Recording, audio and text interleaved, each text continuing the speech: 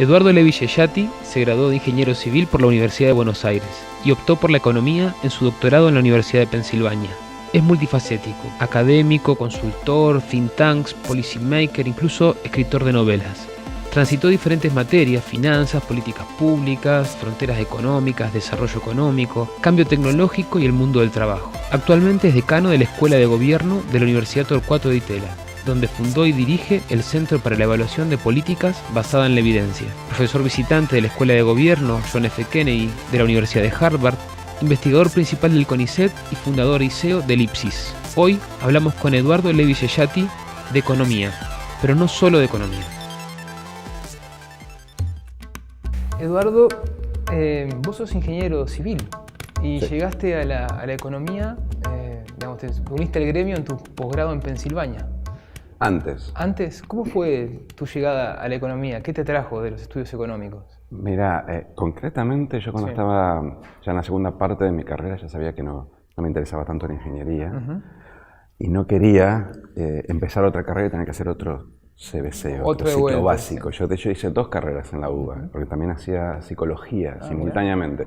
Ya había hecho un CBC, entonces dije, bueno, me recibo y después hago un posgrado en lo que quiera. Claro. Y el último año fui a una beca de la Fundación Universitaria del Río de la Plata, Estados Unidos, una beca para gente que estaba involucrada en actividades universitarias y política, y nos paseaban por universidades y nos mostraban los centros de ciencias sociales, y hablábamos con muchos cientistas sociales. Y me acuerdo una vez de estar hablando con alguien en una universidad y lo escuchaba hablando de todas las cosas, o sea, opinando de todo, muy amplio, y dije, yo quiero ser como ese tipo. Y ese tipo podía ser un politólogo, un sociólogo. Y economista estaba como mitad de camino entre la cosa muy rigurosa y muy estructurada de la ingeniería y la cosa más lábil y muy en el aire, que era la clínica, porque yo estudié psicología en una universidad que se hacía psicoanálisis. Claro. Entonces, desde ese viaje decidí que iba a ser economista. Entonces, lo que hice fue básicamente, cuando me recibí, hacer cosas que me acercan a la economía. Entonces, antes de irme a estudiar afuera, hice 4 materias de oyente en la UBA y después hice un posgrado, que en esa época se llamaba máster, pero un posgrado, en el Instituto Di Tella, antes de que existiera la universidad. Claro. Y de ahí, entonces, salté al doctorado. O sea que fue un proceso un poco más largo. ¿Y qué influencias tuviste en ese periodo de formación, inclusive antes de llegar al doctorado, digamos? ¿Quiénes eran tus referentes?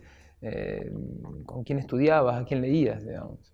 Y en economía tenía un conocimiento más superficial porque había estudiado algo en la Facultad de Ingeniería, que de hecho era muy curioso porque en ingeniería había 2 profesores que daban el curso de economía.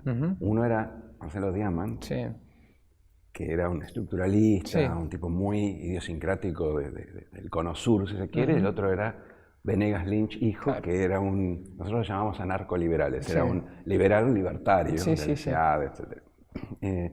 Hice los 2. Claro. O sea que estudié el modelo de 2 sectores y tipo de cambios múltiples, y por otro lado estudiaba, hay que, digamos, explotar el Estado y estamos todos en libertad, libertad, libertad. Entonces, como que tenía influencias muy extremas. Claro.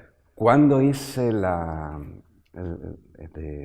materias estas de oyente en la UBA, ahí sí tuve algunos profesores extraordinarios. Hice el curso de Jorge Katz, estaba toda la camada de Katz, Bizán, Kosakov, me parecieron buenísimos. Hice desarrollo con Roberto González, o sea, hice más lo que era más tradicional de un tipo que haya estudiado la carrera.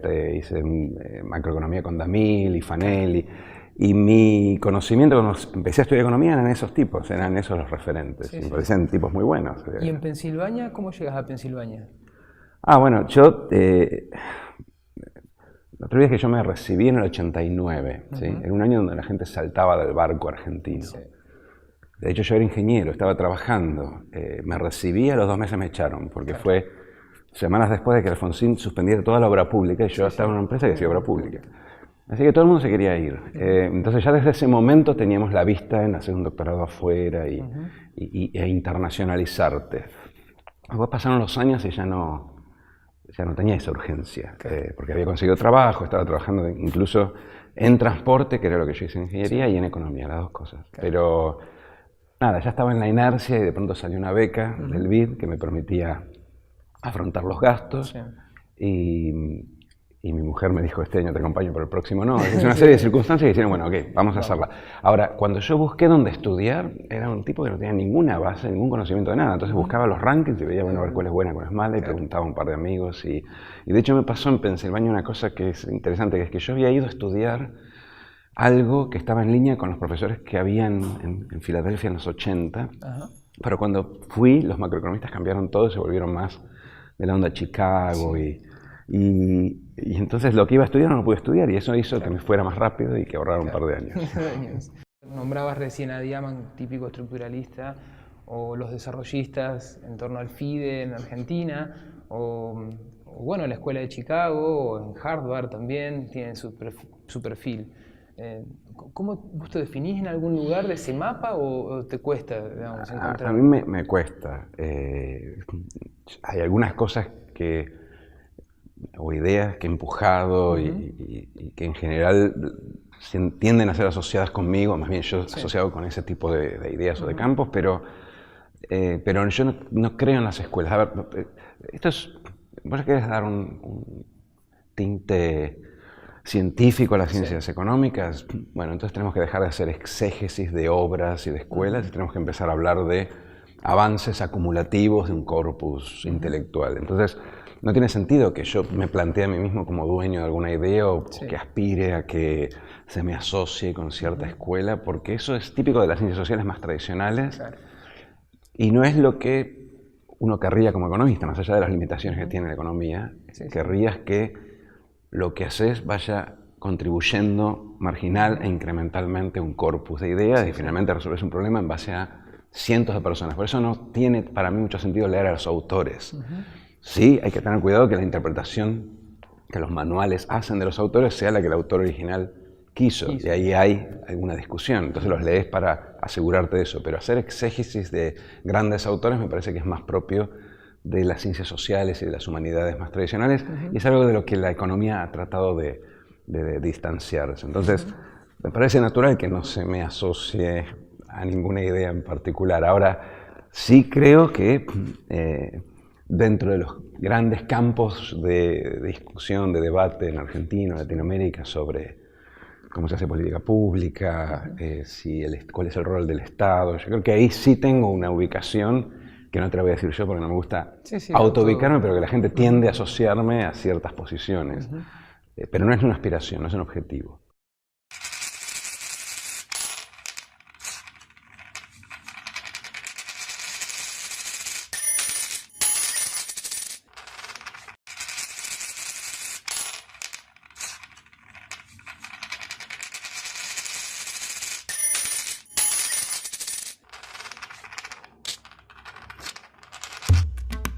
Pasando quizás a un poco de economía argentina, ¿no? Pero pensando un poco más en nuestro país, ¿cuáles pensás que son las características estructurales de la economía argentina que nos distinguen como país a diferencia de otros países de América Latina en general? ¿Cuáles son los problemas estructurales de la economía argentina que vos jerarquizás? Yo no diría que nos distingue porque hay muchos países que tienen el mismo problema. Yo creo que Argentina, para empezar, es un país al que le cuesta venderle cosas al mundo, y eso se ha hablado mucho. Es un país que le cuesta exportar, más allá de los productos primarios. Nosotros tenemos un sector primario y de derivados de primarios que está en la frontera. Es muy productivo, está muy tecnologizado y sigue siendo extraordinariamente dinámico. Igual no nos alcanza. Entonces, con esas exportaciones a veces nos da para bancar, proteger y subsidiar y promover la industria, ciertas industrias. Eso es lo que pasó en los años 60, hasta que en algún momento creciste tanto que las importaciones que necesitabas, no tenías divisas del sector primario para pagar esas importaciones y llegaste a chocar con la restricción externa que después se resolvió en un sinnúmero de crisis. Le pasó a otros países latinoamericanos también. Sigue siendo hoy una restricción muy relevante y de hecho la parte de la crisis que estamos viviendo en el 2018-2019 tiene que ver con que tuviste un déficit de cuenta corriente que te hace insostenible. En algún momento la gente se asusta, se va y entonces es una crisis de liquidez financiera porque en realidad ves que son insostenibles del lado real. Y eso es una característica que nosotros vamos a tener que subsanar si queremos crecer. Nosotros no podemos crecer más del 1% sin generar un problema de cuenta corriente. La otra característica de Argentina es que, precisamente por esto, porque sabemos que el tipo de cambio a la larga sube y sube de manera brusca, no tenemos ahorros en pesos. Eso no implica que usemos el dólar para transar, básicamente que no tenemos ahorros en pesos. Transamos en pesos, ahorramos en dólares. Que es un tema muy importante para entender por qué no hubo hiperinflación en el 2002. La hiperinflación requiere que uno no transe en pesos. Nosotros usamos, vos tenés pesos en la billetera, pero difícilmente tengas muchos dólares en el banco. Y eso genera muchísima volatilidad del tipo de cambio, lo que a su vez repercute en la exportación, porque el tipo que tiene que exportar sabe que el tipo de cambio está en cualquier lado y no en el lugar indicado dentro de 2, 3, 4 años, entonces se dedica básicamente a negocios cortos y de mercado interno. Eso es, desde el punto de vista macroeconómico, yo diría las dos características principales. Con ese contexto, políticamente, y la verdad que la economía y la política tienen una relación bidireccional, en ese contexto políticamente tenés muchísima dispersión. Tenés tipos que protegen y regulan la economía y tratan de contener el tipo de cambio hasta que eso explota. Tenés tipos más liberales que tratan de alimentar los espíritus animales y las inversiones no vienen y de vuelta explota. Tenés muchísima volatilidad que hace de vuelta que las inversiones no lleguen, porque la volatilidad en términos de escenarios hace que el inversor no pueda planear. Pero los dos, de vuelta, desde el punto de vista macro, los dos factores fundamentales son estos dos, la incapacidad de generar exportaciones y, a raíz de esto, la extrema volatilidad, si quiere, la fragilidad de nuestro ahorro en pesos, que hace que tengamos muchísima volatilidad cambiaria y crisis cambiarias. No sé se llaman los crisis, pero eventos de estrés cambiario y financiero cada 3, 4, 5 años. Hay, como vos marcás, dos puntos, ¿no? Esas dos características. Una me dispara hacia, digamos, el aspecto financiero y la relación de Argentina con el sistema financiero internacional y, de alguna manera, la relación entre monedas. Y la otra me dispara hacia el sector real, es decir, la capacidad productiva de nuestros sectores industriales de poder vender afuera y no tener que consumir tantos dólares con cada punto de crecimiento, ¿no? Si querés, hagamos un breve repaso de la parte más financiera, es decir, ¿cuál te parece que es la relación óptima que puede tener un país con el sistema financiero internacional? Porque en Argentina una de las tradiciones fundamentales, que además ha tenido mucho impacto en términos políticos, ha sido la de insertar plenamente a la Argentina en el mercado financiero, ¿no? Sin demasiados controles, con la hipótesis de que las finanzas internacionales estabilizan a tu sistema monetario local. Y otras que al inverso sostienen que las finanzas internacionales desestabilizan o generan crisis más profundas. ¿Vos qué pensás al respecto? Mira, hace bastantes años ya que el consenso se ha movido en la segunda dirección. De hecho, si recorres la literatura, a mediados de los 2000 hubo una serie de trabajos que produjo el Fondo Monetario Internacional, que es, si vos preguntás qué es la ortodoxia económica, es lo que produce el Fondo Monetario Internacional, en donde se preguntaban cuáles eran los beneficios de la integración financiera y pasaban lista los beneficios teóricos, después los iban a mirar empíricamente y no encontraban ninguno. Por ahí era una cuestión de medición, pero lo cierto es que no eran tan ostensibles como para capturarlos empíricamente en un trabajo de gente que estaba Kenneth Rogoff, Cousy, tipos muy buenos que hicieron ese trabajo, y lo hicieron varias veces. Eso no quiere decir que vos puedas hacer lo contrario. ¿Sí? O sea, yo me acuerdo, siempre menciono la frase de, que no sé si es de él, es de José de Gregorio, hablando de por qué ya no hacían targeting o miraban los agregados monetarios para la política monetaria, y decía, mira, la verdad es que nosotros no abandonamos los agregados nos abandonaron a nosotros. Ya no tenían correlación con la variable de interés, que era la inflación, y tuvimos que hacer otra cosa, que fue la tasa de interés. Nosotros no abandonamos las barreras o los controles que eran el consenso mundial en la época de Bretton Woods. Bretton Woods era un sistema donde todos pegábamos la moneda, fijábamos la moneda contra el dólar, teníamos política monetaria, pero no había movimiento de capitales porque todos tenían controles. No es que abandonamos los controles, es que el nivel de sofisticación de los mercados internacionales, mercados financieros internacionales, hizo que los controles fueran soslayados de manera cada vez más fácil.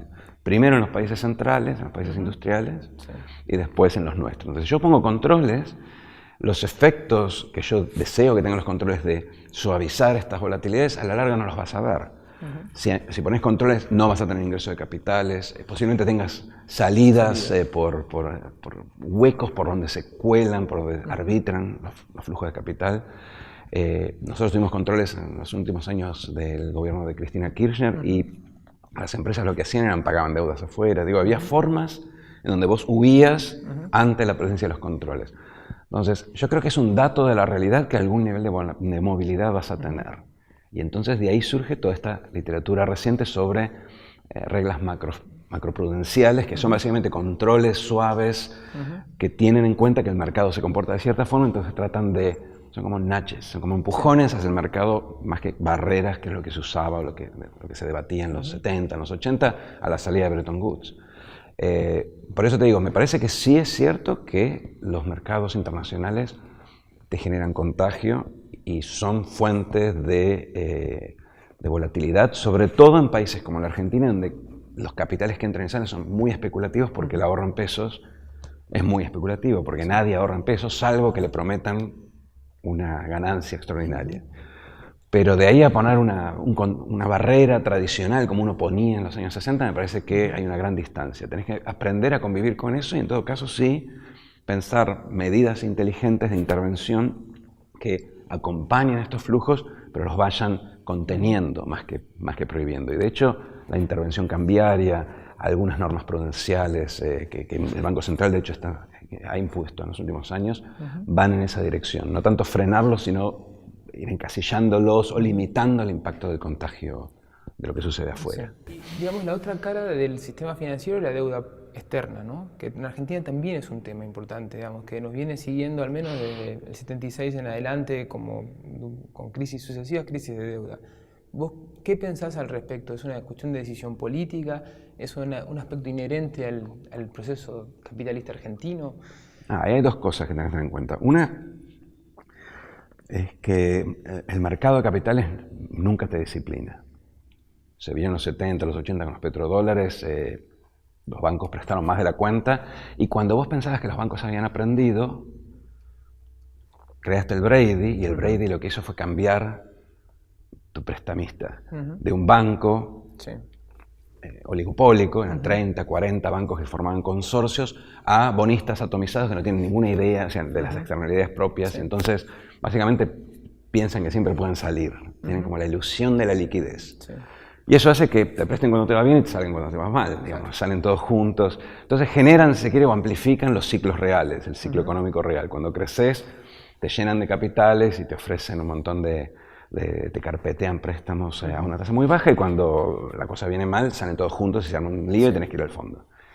Entonces el mercado nunca te disciplina, eso por un lado. Y por otro lado tienes una cuestión política que está asociada a lo que hablábamos antes. Vos no podés crecer más del 1% sin generar un déficit de cuenta corriente. La única forma que tenés para crecer más del 1% es generando un déficit de cuenta corriente pagándolo con deuda. Exacto. Si el mercado no te disciplina y el gobernante tiene todos los incentivos para ganar la elección a expensas del futuro, entonces vas a tener ciclos en donde vos creces fondeado por deuda y en algún momento se te acabó la liquidez y te piden que repagues la deuda porque los mercados de capitales revierten y tenés una crisis. Y eso, de manera obviamente muy simplificada, es lo que nos sucede desde hace, yo te diría, desde mediados de los 70.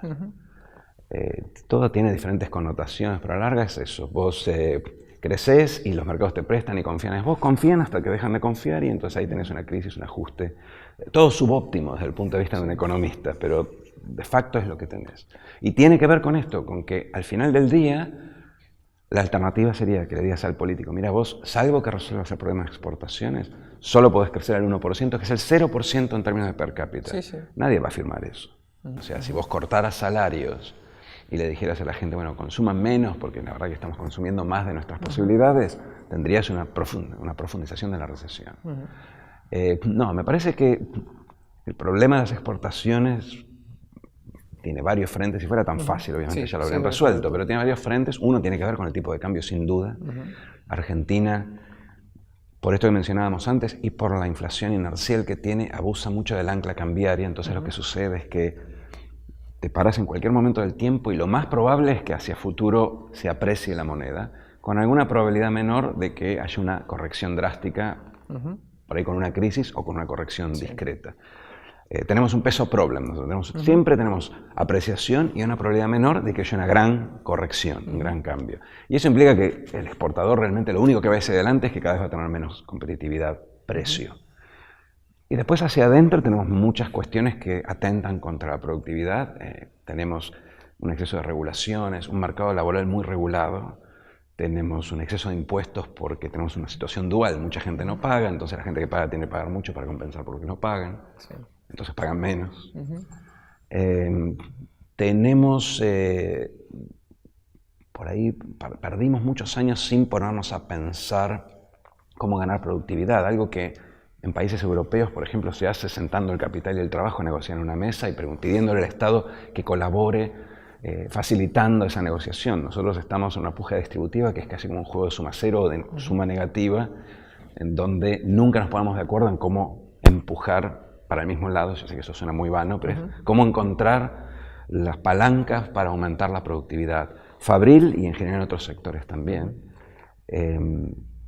Y aún todas estas cosas dejan abierta la pregunta de qué es lo que nosotros podríamos exportar, porque la verdad que no es una pregunta fácil. Latinoamérica tiene todo un problema de exportaciones. Tienen diferentes contextos, pero todos tienen un problema de exportaciones. Son países que no crecen mucho, salvo los que vienen de abajo, salvo los perúes, los paraguayos, los bolivias. Pero Colombia, México, por ejemplo. México ha hecho todo lo que nosotros queríamos hacer, igual no crece. Entonces hay que preguntarse por qué nos cuesta tanto crecer, dónde podríamos crecer, cómo podríamos apalancarnos en los recursos primarios para venderle algo más al mundo. Es una pregunta abierta y no creo que haya un sector, una actividad que sea la respuesta a esto. No creo que haya una vaca muerta que nos salve. Creo que hay un montón de diferentes actividades que uno tiene que empezar a promover de manera más activa.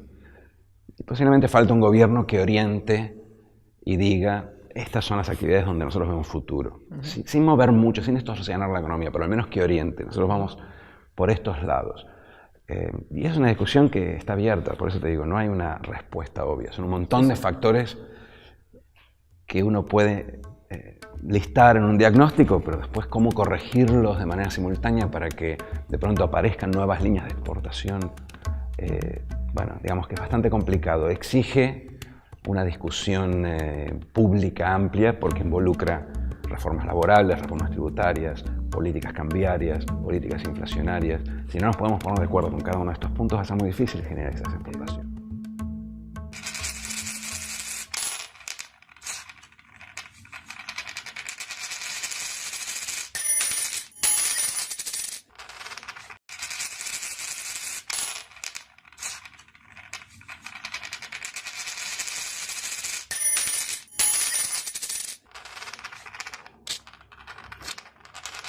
Yo te tiro algunos tips.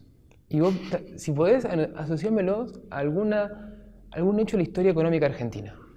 Si te animás. Digamos. Sí, pero no es así como funciona o sea, la respuesta automática es más automática. Más automática. Pero vamos a hacer pensar. Acá un poco más consciente. Si me demoro es porque estoy pensando. No, pensar tranquilo y... Digamos, ¿hubo una época dorada en la economía, en el capitalismo argentino? No, nunca tuvimos una. Eso es un mito. Nunca tuvimos una época dorada. Sí tuvimos algunos buenos intentos hacia fines del 1800. Tuvimos gente que tan opuesta como Mitre y Sarmiento que de alguna forma en algún punto tiraban más o menos para el mismo lado. Bien. Pero nunca llegamos a tener a la época dorada. Un capitalismo, los 30 gloriosos. No, era un capitalismo muy desigual y muy sesgado hacia cierta producción. Sí. A veces se cifra esa fecha entre el 63 y el 73, fueron 10 años de crecimiento. Sí, pero un modelo que se suponía que iba a generar exportaciones y nunca las generó. Entonces en un momento llegó, era una vía muerta, no había más vía. Sí, sí. Un momento trágico de la historia económica argentina que te parezca, acá hubo una tragedia, digamos, ¿no? Esa cosa de llegamos hasta ahí y fue un quiebre trágico.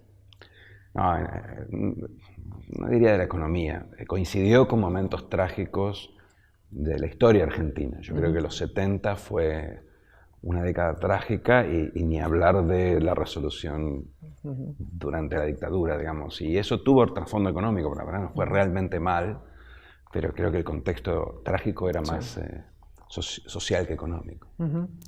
Y digamos, hubo algún momento, la tragedia, digamos, tiene como reverso el patetismo, ¿no? O sea, cuando lo patético es el reverso de lo trágico. cuando ya es una burla casi de la tragedia, ¿no? ¿Hubo algún momento patético en la historia económica argentina? Debe haber habido. Yo creo que el 2001 se acercó bastante en los intentos. La palabra es inane, no se estudia mucho, pero sí esa cosa que como que efectivamente no puede salir, son intentos destinados al fracaso para evitar lo inevitable. La segunda mitad del año 2001 fue muy cercano al patetismo, por lo menos en términos económicos. Sí. ¿Y un fracaso, o sea, de un intento político, económico o una medida que vos creas que fue un fracaso ejemplar?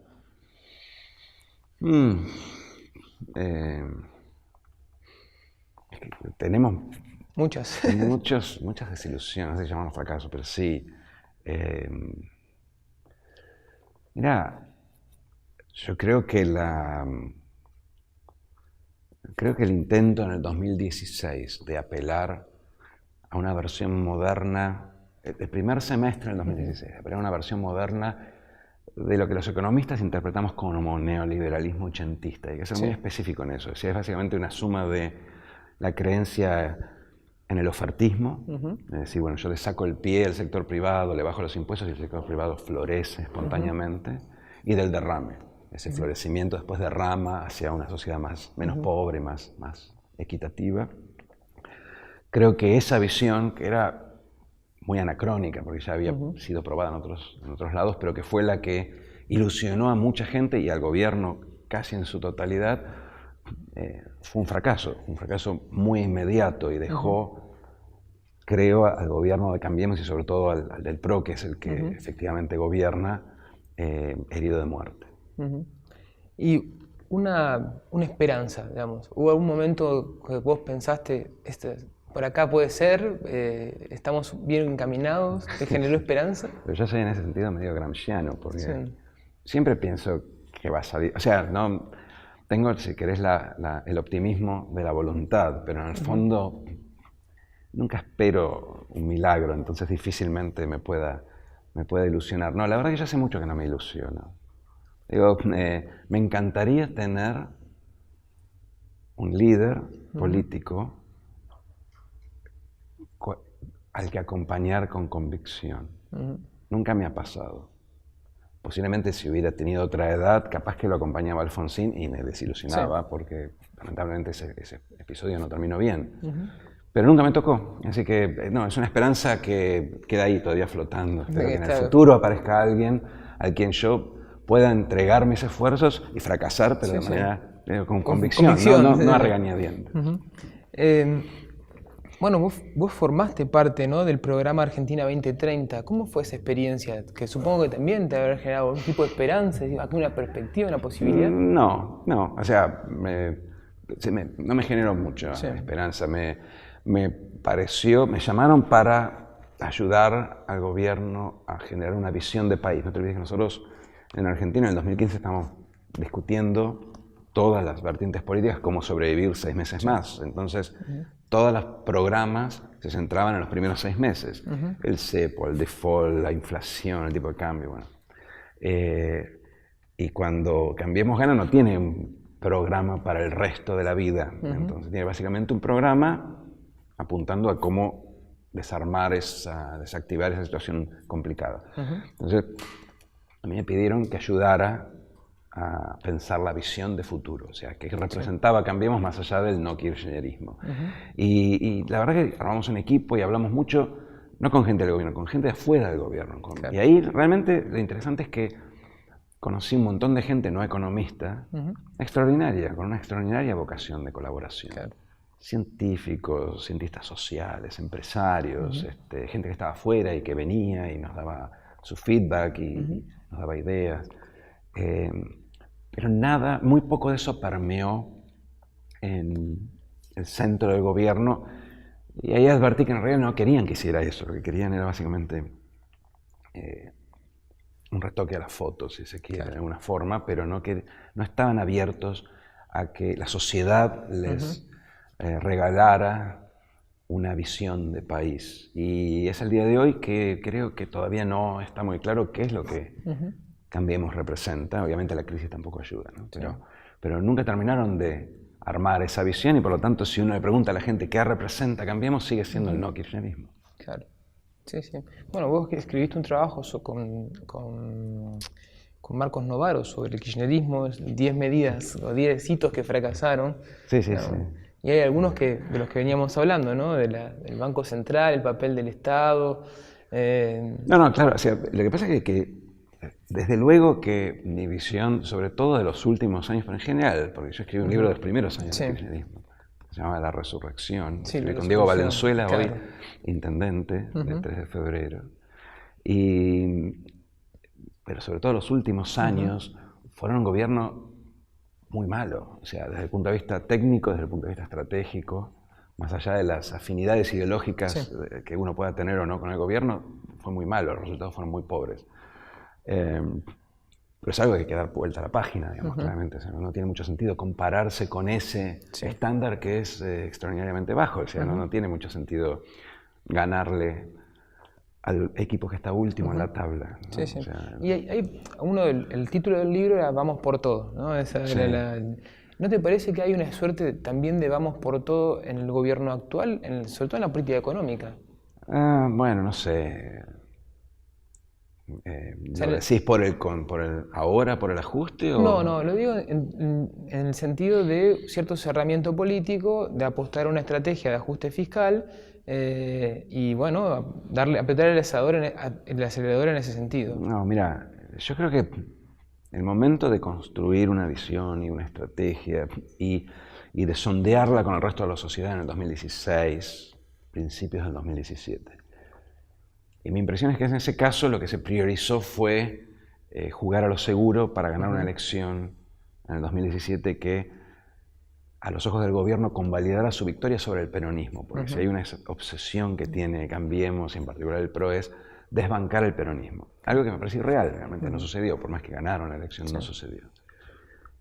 Ahora estamos en el medio de una crisis. En un contexto de crisis es poco lo que puedes hacer. Y la obsesión que vos ves en el gobierno por mantener las cuentas fiscales cerradas es porque si no vas a un default. No hay muchos escenarios alternativos. Hay cosas que pueden ser mejores o peores, marginalmente. Pero en la naturaleza el problema es esta. Hoy no te prestan para pagar las deudas viejas. El único que te presta es el fondo. El fondo te exige ciertas cosas. Lo que no puedes negociar con el fondo, no puedes hacerlo, salvo que salgas del programa del fondo y declares un default. Son grandes opciones. Dentro puedes hacer elecciones marginales. ¿Crees viable? Y hay algunas elecciones que hacen el gobierno y que pueden ser criticables. Pero lo que está detrás hoy es más bien la necesidad de supervivencia. Es un ejercicio de supervivencia. No es, como era en el 16, el 17, incluso a principios del 18, una elección. ¿Sí? ¿Y pensás que es posible una renegociación con el Fondo Monetario de la deuda actual? Digamos, de los términos con los privados. No, de la deuda que el gobierno argentino tiene con el fondo, es decir... No, eso creo que no solo que es posible, sino que es lo más probable y el fondo ya lo tiene internalizado. Y sobre todo ajustar, digamos, o modificar algunas metas fiscales, como puede ser el caso que se pone como comparación Portugal o España. Lo segundo, dentro de ciertos límites puede ser. En general lo que sucede en estos casos es que vos incumplís por una diferencia menor y pedís un waiver y el fondo muy probablemente lo dé. Sí, eso en el corto plazo, en el 2019 probablemente. No, pero aparte es muy difícil que vos puedas pagarle al fondo en los plazos pactados en el programa, entonces lo que se hace en ese caso no es que se renegocia, básicamente se negocia un nuevo programa que implica un nuevo préstamo que se dedica a pagar lo que debes en el 22 o en el 23. Y creo que eso es muy probable, creo que eso está en cabeza de todos, incluyendo en el fondo, y que es perfectamente factible. Eso no es un default, el problema es que vas a tener un programa con el fondo durante más años, con nuevas metas, nuevas misiones, nuevos desembolsos. Así funciona y creo que es el escenario más probable. ¿Y Argentina puede, por ejemplo, tener una política fiscal más anticíclica, contracíclica, en el marco de un acuerdo con el Fondo Monetario, evitar que tengamos una capacidad ociosa del 50%? No, es que precisamente lo que sucede con el problema de deuda que mencionábamos antes, es que si vos te endeudás en los momentos de crecimiento para crecer, cuando tenés que ajustar, cuando dejás de crecer y ya no te prestan, tenés que ajustar precisamente en el peor momento, pero fiscalmente no tenés ningún espacio fiscal para reactivar la economía hoy. Podés hacer medidas que no involucren un costo fiscal importante, pero no tenés espacio fiscal para repartir dinero, para subsidiar. Tenés algunos subsidios, aparecen medidas, pero son un impacto más bien marginal y no siempre son las más inteligentes, de hecho, porque muchas de ellas obedecen a la presión relativa de cierto grupo de interés.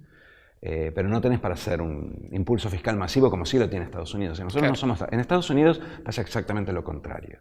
Estados Unidos es el emisor de moneda de reserva, entonces cuando a Estados Unidos le va mal y el mundo está muerto de miedo por el riesgo de que Estados Unidos tenga una recesión importante, el costo financiero de Estados Unidos cae.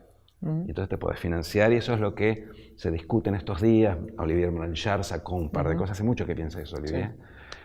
Diciendo que si vos tenés una tasa de interés tan baja, te conviene seguir emitiendo para financiar el impulso fiscal. Eso es solo Estados Unidos. Nosotros cuando nos va mal nos sube el costo financiero y entonces tenés que ajustar en el peor momento y no tenés forma de fondear un impulso fiscal y la política se te vuelve muy procíclica. La política ajusta cuando debería expandir. Y no hay vueltas con eso. El fondo lo único que hace es evitar que tengas que ajustar mucho más. ¿Qué tipo de Argentina es tu horizonte? ¿Cuáles son cómo se refleja en términos de valores, ¿no? Me refiero a qué utopía tenés para la Argentina. Utopía. Yo te dije que yo no soy un tipo. Yo soy un judío agnóstico. ¿Sí? Para mí las cosas funcionan, pero siempre hay una chance de que salgan mal. Y no soy muy de enamorarme, pero yo me considero un progresista, con perdón de la palabra, pero ahora ha sido muy bastardeada. Un progresista en el sentido más tradicional. Entonces, mi expectativa es que haya progreso social en Argentina. Progreso social es movilidad social, es una educación pública que a medida que vayas creciendo, achique las diferencias, que no las agrande. Hoy da la sensación de que al menos no las achica. Querría que no hubiera un porcentaje muy alto de nuestra fuerza laboral, nuestra población activa, virtualmente racionados del mercado laboral. No ya los informalizados, sino los tipos que hoy no pueden conseguir trabajo ni siquiera cobrando cero. Es el concepto, si se quiere, de racionamiento extendido al mercado laboral. Querría que la gente tuviera, yo lo tengo por suerte para mí, pero querría que la gente tuviera la expectativa de que en el futuro va a estar un poco mejor y que sus hijos van a estar al menos igual que ellos, no peor. ¿Entendés?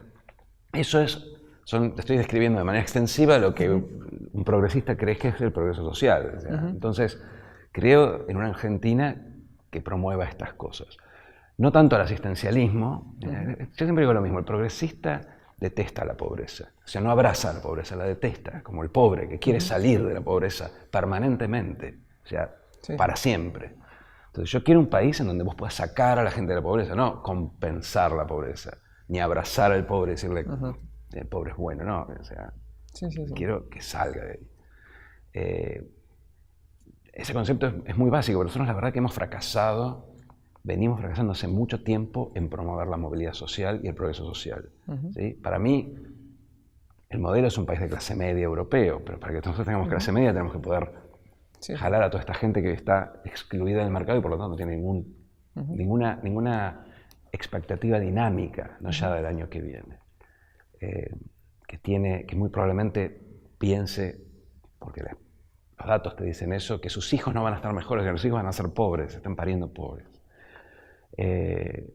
Una sociedad de clase media, ¿sí? En donde los servicios públicos, el rol del Estado haga que la gente se parezca más. La verdad que yo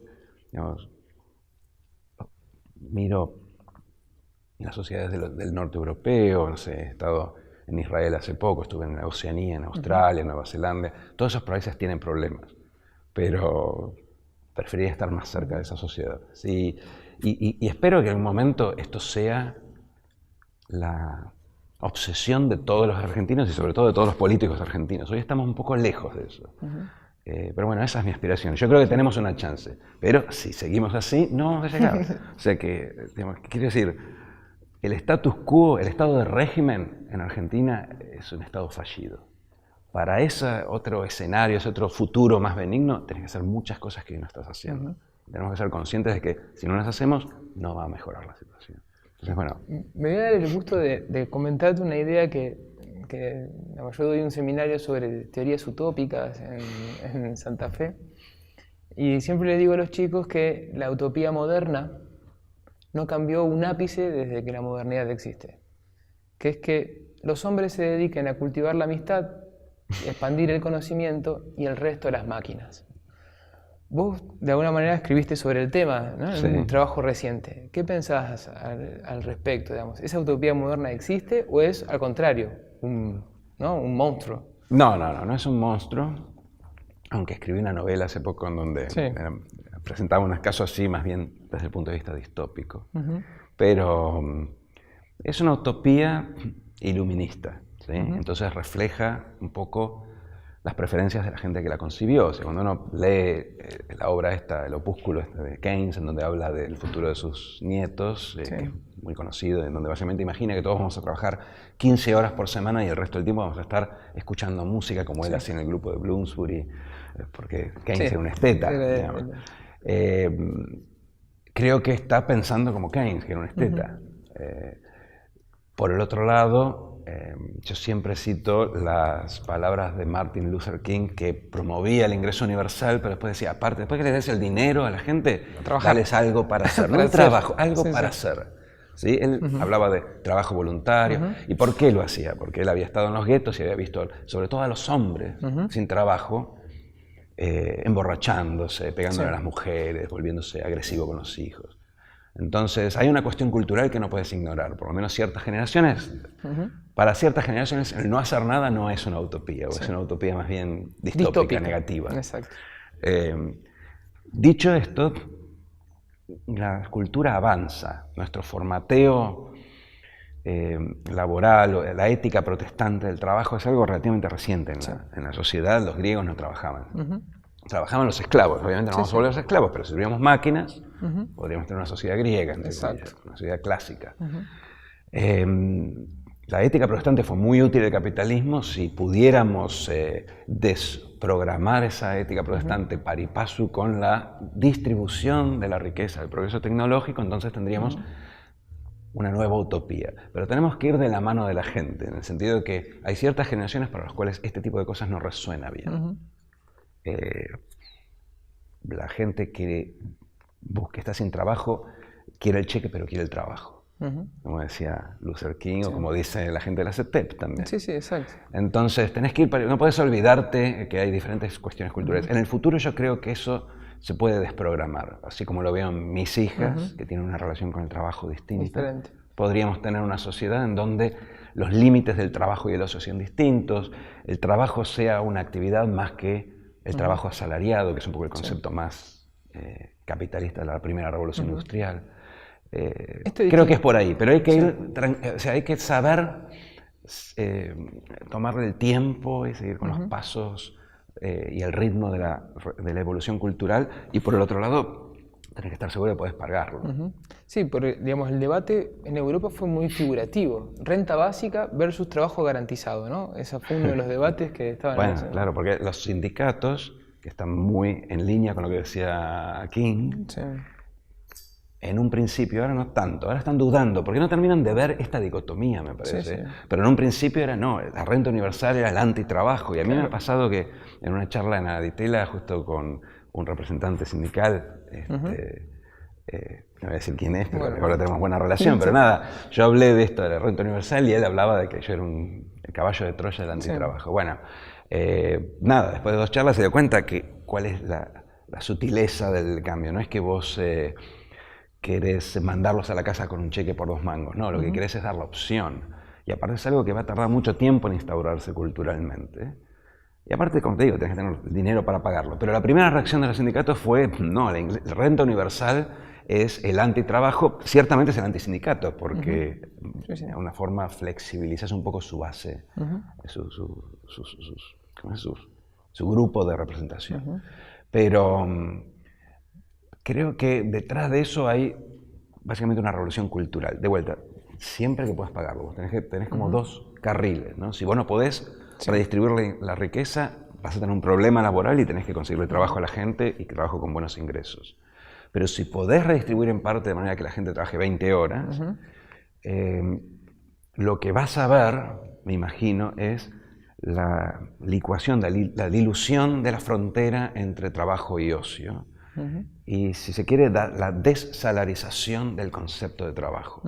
De hecho, que es algo que las mujeres ven mucho más claramente porque lo hacen todos los días. Bueno, si uno ve, por ejemplo, los estudios de Spin Andersen sobre el estado de bienestar y la naturaleza del estado de bienestar de posguerra, particularmente en los países del norte de Europa, la clave que distinguía a esos países del resto era que la mayor parte del ingreso de los trabajadores no provenía del salario. Básicamente el 20%, 30% como mucho, venía de los ingresos del salario. La otra parte era no salarial. Digamos, eso es como un punto de referencia respecto a esta nueva época en un contexto en donde además no solamente la reproducción de la fuerza de trabajo está en cuestión, sino también el trabajo mismo, que es lo que vos publicaste. No, aparte, en una sociedad de clase media nosotros no podemos medir, pero la cartera de consumo en muchos casos más de la mitad es no pecuniaria, entonces por lo tanto no es un ingreso ni salarial ni ningún ingreso pecuniario. Me parece que eso está abierto, ¿sí? Es una pregunta cultural. La cultura es muy relativa. Nosotros pensamos que siempre fue así, pero cuando te pones a mirar, estudiar un poco de historia, te das cuenta de muchas cosas que para nosotros son obvias, son conceptos morales. Y la moral evoluciona y es muy contextual. Me parece que hay una discusión, como te digo, abierta. Yo creo que, al menos empíricamente, la mayoría de la gente, la mayoría de los trabajos son trabajos que la gente preferiría hacer menos, que si hicieras una encuesta y le dijeras a los miembros del sindicato, che, ¿querrías quedarte misma dinero? ¿Querrías quedarte los viernes en tu casa? Creo que la mayoría te va a decir que sí, hay que hacerla, ¿no? Pero me parece que la mayoría te va a decir que sí. No es mi caso, pero porque nosotros tenemos otra relación, tenemos una carrera. El Beruf, como dicen los alemanes, ¿no? Bueno, en inglés es Job and Career. Sí, me acuerdo de una rutina que hacía Chris Rock hace muchos años, en donde él contaba la diferencia y decía, una recomendación a la gente que tiene carreras: nunca anden hablando de sus carreras frente a gente que tiene trabajos, laburos, dice, porque es distinto la relación. Y contaba cómo él amaba cuando tenía una carrera como humorista, pero cuando estaba limpiando ollas en un Lobster Inn, se sentía como una mierda y se quería ir cuanto antes a su casa a hacer cualquier otra cosa. Bueno, digo, esa relación, la mayoría tiene trabajos, y esa gente entonces posiblemente estaría mejor si podría reducir su carga laboral. Pero hay una cuestión cultural más profunda, que es qué es lo que efectivamente querría hacer esa gente que no está trabajando. Porque el trabajo originalmente era una forma de realización, una forma de modificar la realidad, era una forma de fabricar cosas. ¿Sí? Entonces, el trabajo esclavizante embrutece mucho la capacidad de trabajo del otro tipo que podría ser esa misma gente. En esa transición va a haber gente que va a preferir la rutina. Pero yo creo que la cultura va a ir transitando, en la medida que económicamente lo podamos hacer, como decía Keynes, va a ir transitando hacia un trabajo que es no necesariamente creativo, pero que es más opcional, es más una decisión de la voluntad más que una obligación para cubrir necesidades básicas. Muchas gracias, Eduardo. Creo que fue muy intensa y bueno, repasamos prácticamente todo lo que ha estado en el Spinel.